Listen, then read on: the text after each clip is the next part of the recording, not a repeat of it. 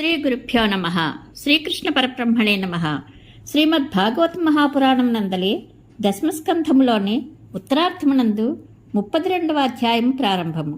ఈ అధ్యాయంలో శ్రీకృష్ణుడు కుచేలునకు ఐశ్వర్యమును ప్రసాదించిన మహా అద్భుత విశేషములను తెలుసుకుందాము. శ్రీశకుడు పలికెను. శ్రీకృష్ణుడు అందరి హృదయములలోని ఆలోచనలను ఎరిగినవాడు.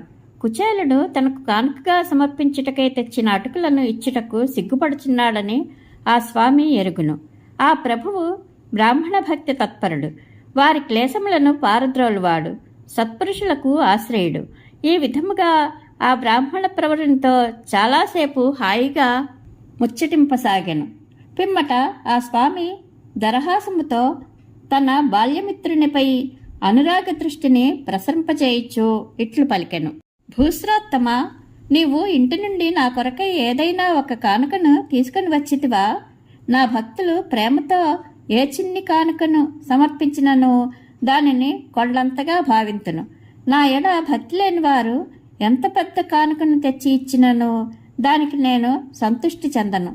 మిత్రమా, నిర్మల బుద్ధితో నిష్కామభావముతో పరమభక్తుడు సమర్పించిన పత్రమును గాని, పుష్పమును గాని, ఫలమును గాని, జలమును గాని నేను మనస్ఫూర్తిగా ఆరగింతును.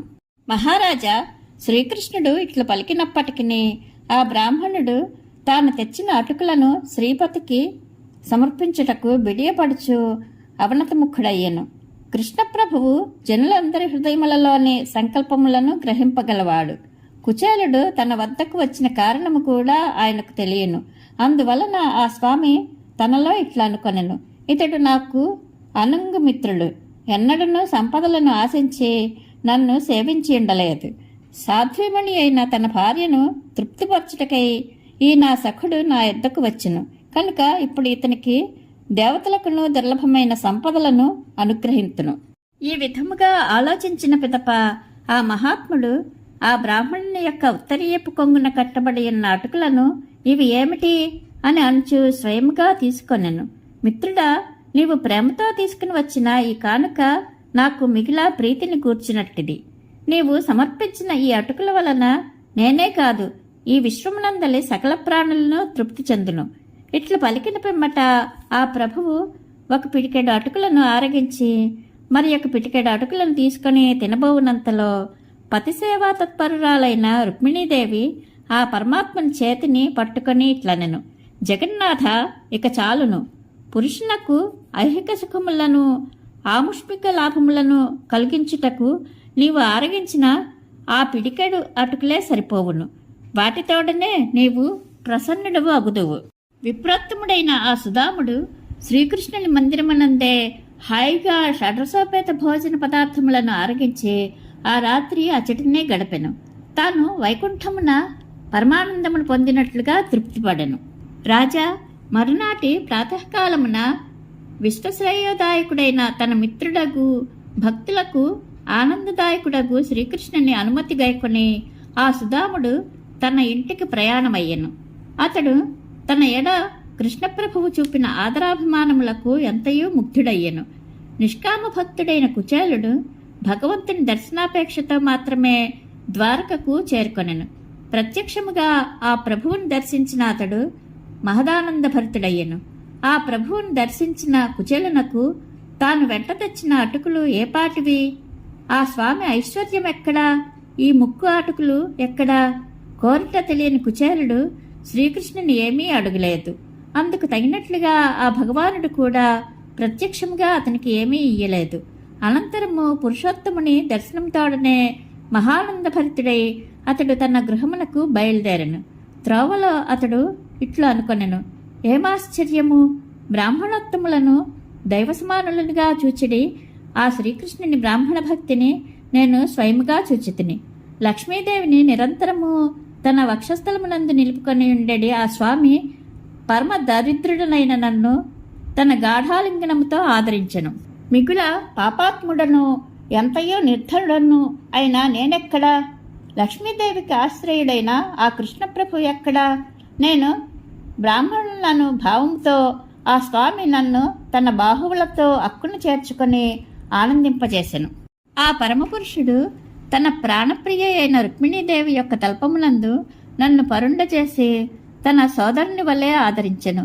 అంతేగాక ప్రయాణముతో అలసట చెంది ఉన్న నన్ను ఆయన యొక్క పట్టప్రాణి అయిన రుక్మిణీదేవి స్వయముగా వింజామరమును చేబూని వీచుచు నాకు సేవలనర్చెను. దేవతలకు ఆరాధ్య దైవమై ఉన్నను బ్రాహ్మణులను దైవతుల్యులనుగా భావించడి ఆ ప్రభువు పాద సంవాహనాది సేవల ద్వారా దైవములకు వలె నాకు భక్తి శ్రద్ధలతో శుశ్రూషలనర్చెను. పురుషోత్తముడైన శ్రీకృష్ణుని పాదములను అర్చించటం వలననే మానవాళికి భూలోకమునందును పాతాళమునందును సకల సంపదలు లభించును. స్వర్గసుఖములు మోక్షప్రాప్తియు కలుగును. అంతేగాక సకల సిద్ధులను అబ్బును. వీటన్నింటికి ఆ స్వామిని ఆరాధించుటయే మూలము.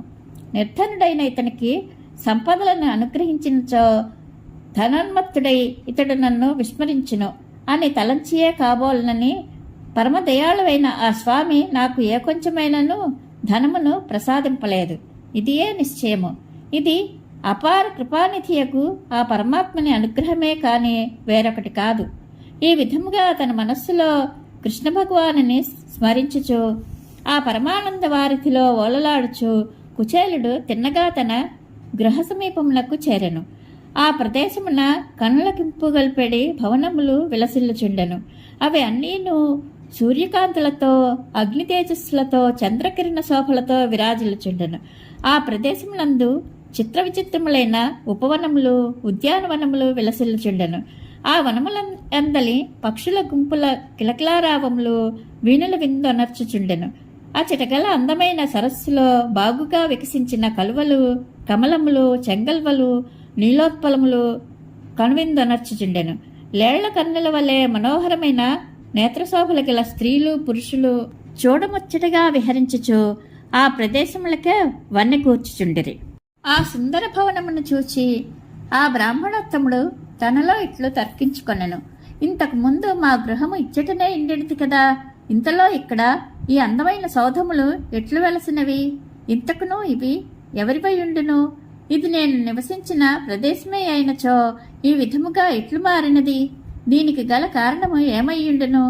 కుచేలుడు ఇట్లు అనుకొనిచుండగా దివ్యశోభలతో అలరార్చున్న స్త్రీలు పురుషులు మంగళవాద్యములతో మధుర గీతాలాపములతో కానుకలతో సాదరముగా ఆ మహాత్ముని ఆహ్వానించిరి. తన పతిదేవుని శుభాగమన వార్త చెవిన పడినంతనే ఆయన భార్య సంతోషాతిరేకమునకు లోనయ్యను.